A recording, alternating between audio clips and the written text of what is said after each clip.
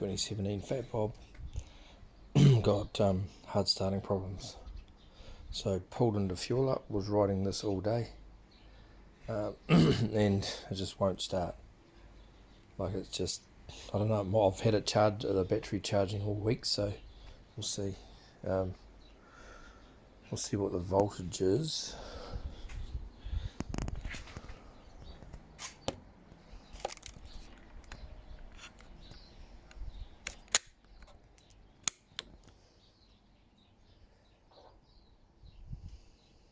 See what sort of voltage we've got in the multimeter.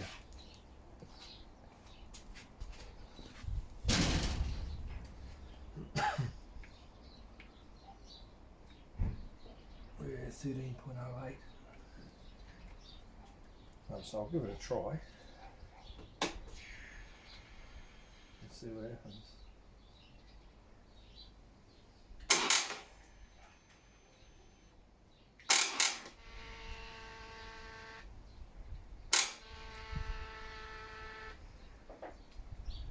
Nope. Definitely don't want to go. Okay, I've got a hard starting Harley. Pulled the battery up. If you check the voltage on here,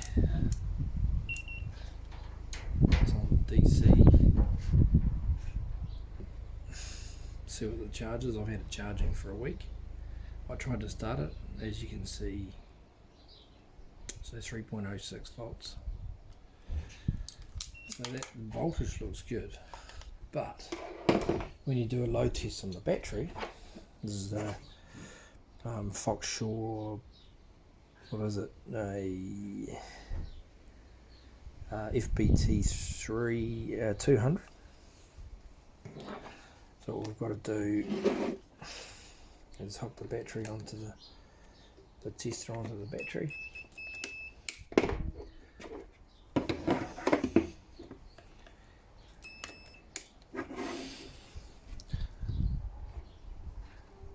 Now, there's a few modes here.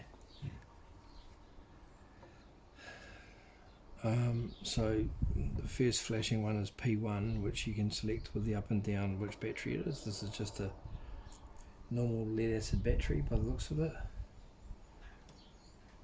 And then you press enter to go to the P2 setting, which basically is whether you're using which option you're using here. So it's got CCA, IEC, SAE, EN, and CA. So I want to go to CCA.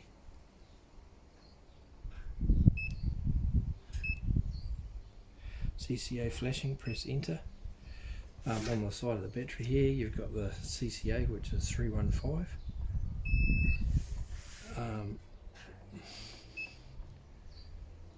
And I've got it set for 315, so when you're in P3 you can change this up and down, then go enter.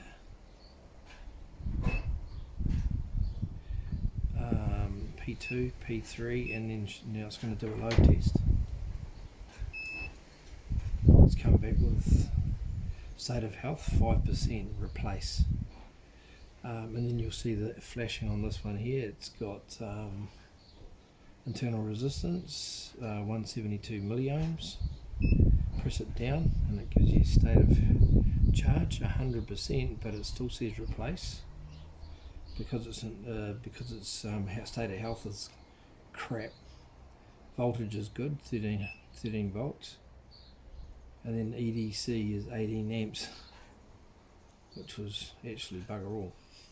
So we'll try it a couple of times. I'll try and get a better connection on this battery, and we'll try it again.